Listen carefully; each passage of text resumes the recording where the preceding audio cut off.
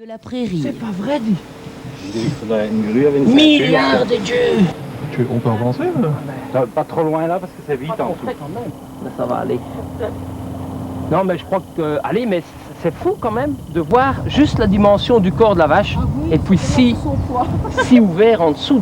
Et qu'il n'y en a pas une deuxième qui est tombée dedans. Ah oui, Enfin, il y a non, peut-être pas longtemps qu'elle est... Curiosité, Oui. Parce que de ce côté-là, c'est prêt à tomber. Hein. Oui, là. En fait, j'ai un ami qui est arrivé ici donc spontanément. Et je lui expliquais qu'il y avait une de nos vaches ce matin qui ne produisait pas ce qu'elle devait, donc elle était avec une production normalement faible. Alors il me dit, je vais quand même aller la voir parce qu'il les connaît bien, mes vaches, et puis pour aller voir s'il n'est pas en chaleur ou si elle a pas une anomalie. Et je le vois revenir paisiblement, et il me dit, il y a un petit trou dans ta prairie, il y a une vache dans le trou. Alors là, moi j'ai eu un choc parce que là, moi j'ai compris tout de suite, je sais ce que c'est les trous à marne, mais lui, il n'avait jamais vu ça. Et en plus, le trou au-dessus, il est petit, mais ça s'évase tellement, et c'est plusieurs mètres de profondeur et de large, que moi je savais qu'il y avait gros danger. Puis je me suis précipité, et heureusement la vache, elle avait l'air là toute paisible, en pleine forme. En effet, Cathy, une vache d'ordinaire stressée, ne semble pas trop affolée. On dirait qu'elle sait que ses propriétaires vont de toute façon la tirer de là. Chose plus facile à dire qu'à faire, un tel animal pèse plusieurs centaines de kilos. Le trou est profond de plusieurs mètres, sans compter que ses contours sont très instables, puisqu'au-dessous s'étend une véritable galerie de plusieurs mètres de large. Après réflexion, Eddy décide d'appeler les pompiers de Braine-l'Alleud et un ami voisin pour qu'il amène son élévateur. Écoute, on va attendre que tu arrives, hein. Ok, ça va. Tu passes devant le bâtiment et c'est plus loin, hein. Et maintenant, Amputation des cornes, amputation des ongles, non, c'est pas ça. Intervention... pompier, intervention pompier. Non. Voilà, transport, mise en pâture, pesage, soins, pour la sortir d'un trou. Voilà, c'est ça. C'est Étienne qui sera volontaire pour descendre dans le trou et injecter le calmant à la bovine. Il lui passera les sangles, en l'occurrence d'anciens tuyaux récupérés, et calmement, Cathy sortira indemne de son périple sous terre. C'est là pour sortir, avec la bêche.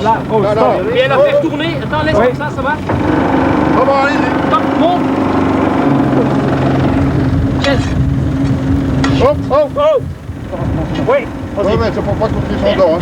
Défais la corde, Patrick. Non, pas encore. Ah non, parce qu'elle tient la sangle. Oui.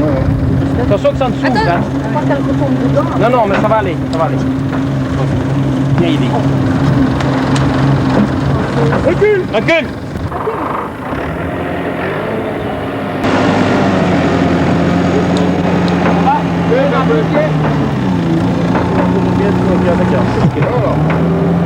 Selon vous, c'est quoi ces trous?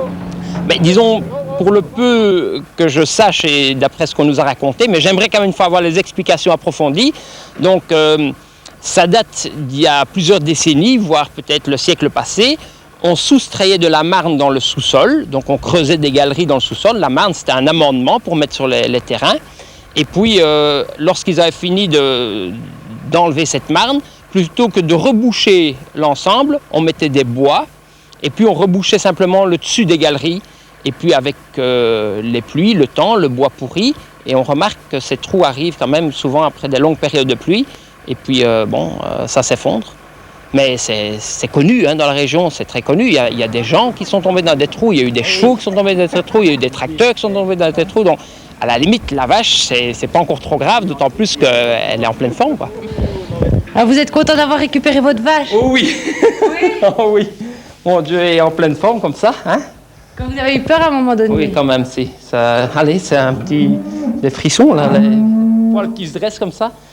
Ah non, mais quand on la voit là, à 3-4 mètres en dessous de nous, ça fait quand même un effet. On se dit, elle aura quelque chose, un problème ou l'autre, mais apparemment...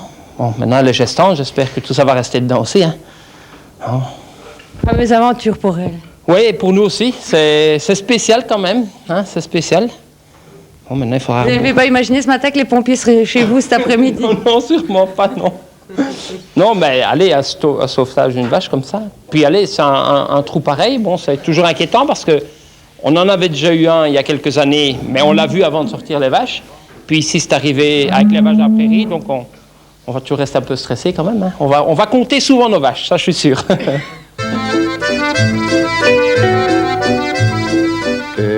Et là... Récompensé en mai dernier par le ministre Gabriels. Nivelles a accueilli à la valorisation de l'image de l'agriculture. Par amour du métier, Annie et Eddy Pussemier, nos agriculteurs brennois, ont donc décidé de promouvoir le secteur agricole auprès des petits et des grands. Reportage de Sylvie Gérard et de Patrick Lemens. On va aller préparer leur déjeuner? Oui. Alors vous vous mettez tous sur la grande ligne ici, on va faire un long train. Ces 30 chérubins ont quitté Nivelles pour participer à un atelier découverte nature à Bois-Seigneur-Isaac dans l'entité de Braine-l'Alleud. Annie et Eddy Pussemier, les propriétaires de la ferme du château, sont là pour les accueillir. Les présentations faites, on se met en rang. En voiture, ça roule. Leur première mission sera d'alimenter les veaux, mais auparavant, une première escale à l'entrée de la grange s'impose. Le temps d'expliquer à ces enfants âgés de 3 à 6 ans comment nourrir le bétail. Un peu plus loin, Belle Rubens, une génisse de 2 semaines, rappelle tout le monde à l'ordre. Son estomac crie famine. Eddy Pussemier l'a entendu, il est venu rejoindre le groupe. À son tour, il livre quelques ficelles de son métier d'agriculteur. 11h, il est temps de s'offrir une petite collation. Cela tombe bien car ici, on peut goûter les produits maison 100% naturels, le lait, le fromage, mais aussi la glace et le yaourt. Tout se touche, se goûte, y compris le blé et le maïs dans le champ. C'est sans doute un des moments que les enfants préfèrent, la balade en remorque pour aller visiter les cultures. Ois, en route pour de nouvelles aventures. Et voilà. Je pense que la ferme pédagogique, c'est aussi, je pense, rappeler toute une série de choses que les gens ont perdu de vue tout simplement parce qu'ils habitent en ville, parce qu'ils n'ont plus la chance d'être dans un village où il y a encore des fermes. Et je crois que c'est une façon de remettre au goût du jour. Les enfants accrochent généralement, quelles sont peut-être les réflexions les plus fréquentes? Les enfants, ça c'est le plus beau parce qu'ils sont au paradis quand ils sont à la ferme. Donc quelque part, on se dit... on a encore un rôle à jouer là aussi. Donc, ils se rechargent les batteries au complet, mais c'est normal parce que nous, dans le fond, c'est notre seule façon aussi de nous recharger les batteries. C'est de voir la nature, c'est de voir toutes les belles choses. Et puis, oui, vous pouvez mordre et puis vous allez voir qu'il est dur. Et comme il est dur, ça veut dire qu'il est bon à récolter. D'accord? Alors, ça a été pour enlever le grain, vous, là? Comme d'autres agriculteurs, la famille Pussemier a été amenée à diversifier ses activités et est membre aujourd'hui du réseau des fermes découvertes. Cette activité avec les enfants lui assure une rentrée d'argent supplémentaire. Elle permet aussi de présenter un métier largement méconnu au grand public. Annie, régente en économie ménagère, retourne à ses premiers amours, l'enseignement, qu'elle a pratiqué 4 ans, et la cuisine. C'est elle qui se charge de la transformation des produits, de leur vente et de la traite. Ses journées sont longues, elle débute à 6h et ne se clôture bien souvent pas avant minuit, mais quand on aime, on ne compte pas, précise son époux. Son emploi du temps est tout aussi chargé. L'exploitation, spécialisée dans la production laitière, compte 150 bêtes et 50 hectares de betteraves sucrières, de blé et de maïs, des cultures essentiellement destinées à l'alimentation du bétail. Ce bétail, Eddy Pussemier aime le bichonner. Il a ainsi remporté quelques concours de beauté de la race Holstein. Récemment, il s'est aussi vu décerner un premier prix pour sa contribution à l'amélioration de l'image du métier par le ministère de l'Agriculture.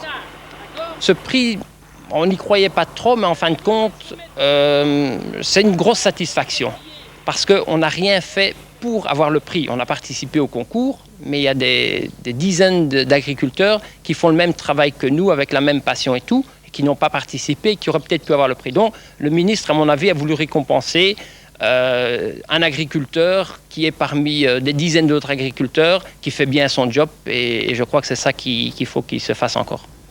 Si vous aussi, vous désirez voir, toucher, sentir et goûter tout ce qui fait la richesse d'une exploitation agricole, vous êtes invité aux journées portes ouvertes des fermes qui se tiendront les 22 et 23 septembre prochains.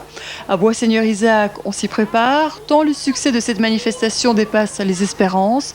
Vous étiez l'an dernier plus de 3000 à y participer.